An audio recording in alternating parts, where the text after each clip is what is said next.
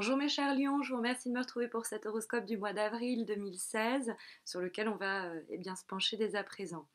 Alors on a un tirage qui est assez cohérent et qui semble aller vraiment dans le même sens, on le verra même avec la cinquième carte de synthèse qui va nous prodiguer un peu les mêmes conseils, qui va répéter, un petit peu marteler le message global de ce tirage pour le mois d'avril, qui est grosso modo l'idée de il faut se libérer de ces chaînes, quelle que soit celle du jugement qu'on porte sur soi ou que les autres portent sur nous, de se défaire d'une forme de conditionnement. On nous a appris à penser d'une certaine façon à propos de certaines de nos initiatives ou de certains de nos projets où on a mal jugé les idées qu'on proposait, qui on était, etc. Il faut laisser ça, il faut être un petit peu plus sauvage, on va dire, être un peu plus confiant, sûr de soi et aussi veiller à ses propres intérêts sans se soucier des autres et en essayant peut-être d'éviter de continuer à entretenir peut-être certaines croyances à votre propre sujet ou de vos projets, de vos envies, de vos relations, de vos comportements, s'en défaire parce que vous les avez peut-être par culpabilité, par regret, par rancune, par... Bref, peu importe, mais il va falloir s'en défaire pour mener à bien certaines actions et prendre un petit peu plus les rênes du mois d'avril en main en ce qui concerne qui vous êtes, ce que vous voulez, où vous voulez aller, quoi. Alors, la première carte qu'on a eue pour ce mois d'avril, c'est la carte de la tempérance. Alors, c'est vrai que la carte de la tempérance, vous allez me dire, c'est pas une carte qui nous dit de se déchaîner et de prendre tout avec une grande intensité. Mais la tempérance, c'est cette idée, je dis toujours que toutes les cartes communiquent entre elles, mais on a des dialogues qui se font face. Si vous voulez, la tempérance, c'est une carte qui fait face au jugement, qui lui est dans les aspects négatifs. Et la tempérance, elle nous dit de tempérer quoi finalement ces jugements qu'on a à l'égard de soi-même, de ses capacités, de qui on est, etc. Aussi à l'égard des autres, hein, d'apprendre à mettre un peu de l'eau dans son vin et de ne pas être aussi catégorique sur sa manière de juger certaines situations, relations ou personnes, etc. Ça peut être aussi bien à l'intérieur qu'à l'extérieur. Le jugement provient de vous, mais ça peut être aussi un jugement qui provient. Alors, ça peut être aussi des gens qui jugent mal de vos actions ou etc. Et dans ce cas-là, la tempérance, c'est dire il faut prendre ce qu'il y a de bon à prendre dans les critiques et puis tempérer et pas tout rejeter ou au contraire tout accepter en disant oui, c'est vrai, je suis coupable pour tout, oui, ils ont complètement raison, je suis pas bonne à ça. Ou... Vous voyez un peu cette idée-là. Parce que la tempérance, c'est quand même une carte de on fait preuve de beaucoup d'empathie et de compassion. Donc face au jugement qui pose problème et qui peut être un petit peu plus catégorique sur comment on doit agir, comment on doit juger quelqu'un sur ses actions ou juger d'une situation, la tempérance pourrait être là pour nous dire attention, faire preuve d'un peu plus d'empathie, se mettre à la place des autres, etc. Mais ça peut être simultanément ou ça peut être à l'inverse, l'idée de prendre soin de soi et de son jugement et d'être un peu plus... de se chouchouter un peu plus, d'être un peu plus conciliant avec soi-même, d'être pas son plus grand ennemi en disant je suis pas capable de ça, ou etc.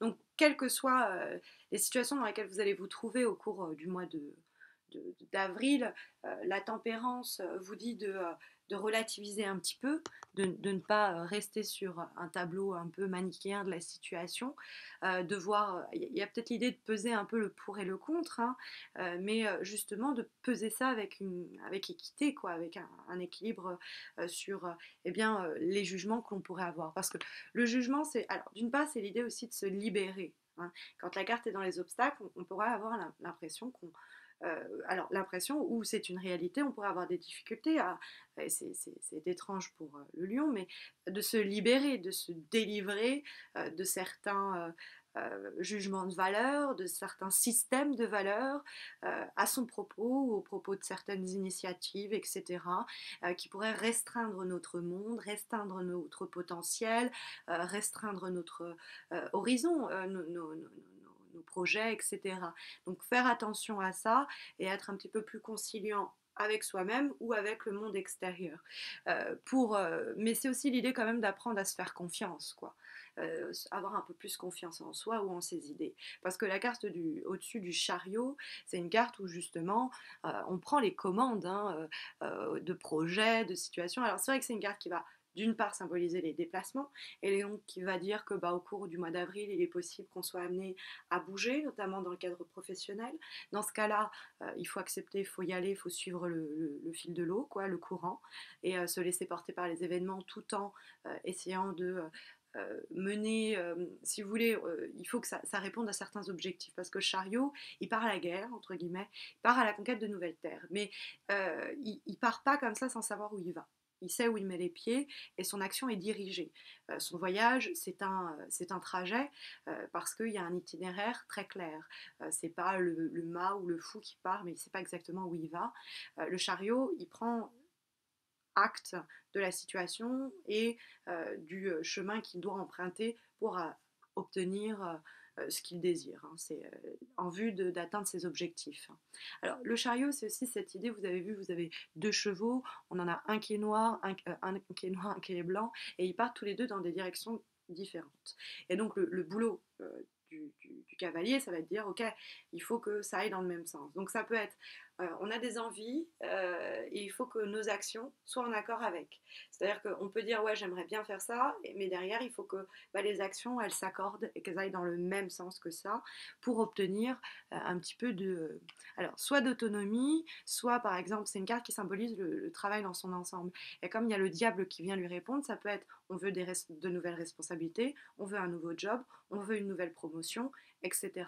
Donc ça, c'est l'idée de se battre pour. La carte du diable, c'est une carte qui, effectivement, on peut nous parler de désir charnel, du côté sulfureux du diable, avec le chariot qui nous parle d'ailleurs de conquérant, et beaucoup d'aventures amoureuses ou beaucoup de désirs pour le mois d'avril. Hein, ça peut être une façon de le voir.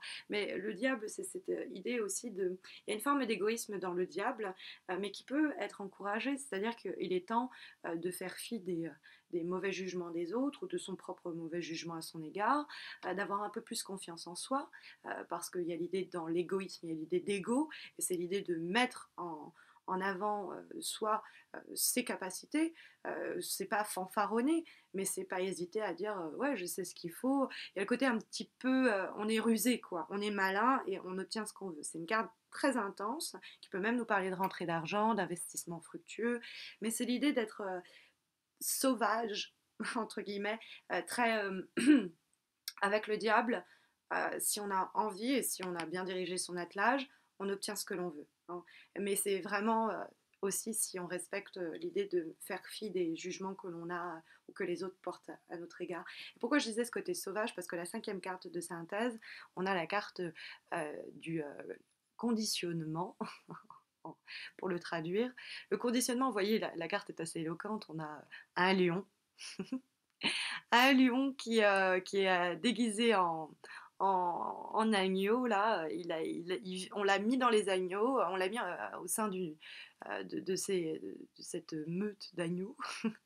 Et il a fini par penser que c'en était un, quoi. Et c'est marrant parce que compte tenu du fait que ce tirage s'adresse à vous, c'est assez étrange de devoir dire au lion